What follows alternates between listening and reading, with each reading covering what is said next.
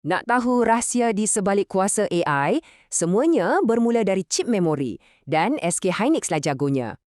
Pasaran chip AI memang tengah meletup, tapi kat mana sebenarnya lubuk duit untuk kita sebagai pelabur? Saham SK Hynix dah naik lebih 330%. Jadi, persoalannya kita dah terlepas parti ke belum?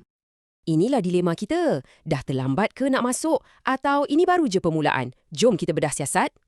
Prestasi syarikat ni nampaknya macam permulaan super cycle memory AI. Apa puncanya ya?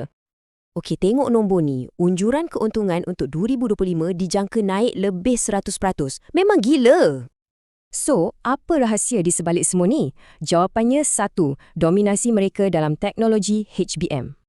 Kita cakap pasal High Bandwidth Memory atau HBM. Fikirkan ia macam minyak supercharged untuk GPU AI.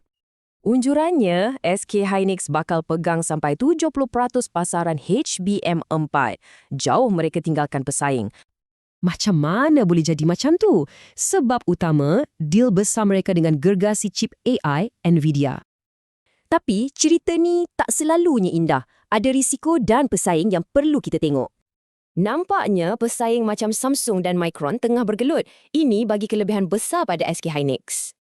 Dan jangan lupa, risiko geopolitik. Operasi besar mereka di China perlukan lampu hijau tahunan dari AS. Okey, dah nampak semua kan? Jadi, apa langkah kita sebagai pelabur? Ini game plannya.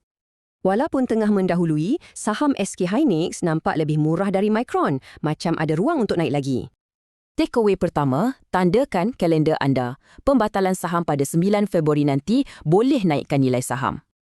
Kedua, perhatikan pesaing, terutamanya Samsung. Kalau mereka dapat deal dengan NVIDIA, pasaran boleh berubah.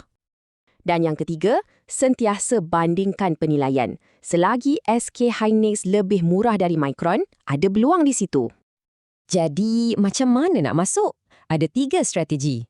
Masuk segera, tunggu dip atau tambah bila dah breakout. Jadi, persoalan terakhir untuk anda, adakah kehebatan teknologi SK Hynix cukup untuk atasi risiko besar yang ada?